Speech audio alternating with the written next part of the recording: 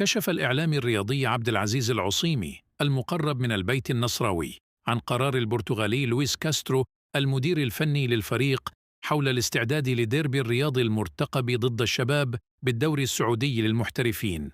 يحل الفريق الأول لكرة القدم بنادي النصر ضيفا على نظيره الشباب الأحد المقبل في تمام 8 مساء بتوقيت مكة المكرمة على استاد الأمير خالد بن سلطان بنادي الشباب ضمن منافسات الجولة 21 من الدوري السعودي للمحترفين. وأوضح الإعلامي النصراوي عبد العزيز العصيمي أن المدرب لويس كاسترو منح لاعبي النصر راحة يوم واحد من التدريبات بعد الفوز على الفيحاء في إياب دور 16 من دوري أبطال آسيا. وسيبدأ فريق النصر استعداداته لمواجهة الشباب المرتقبة يوم الجمعة المقبل على ملعب النادي بالعاصمة الرياض.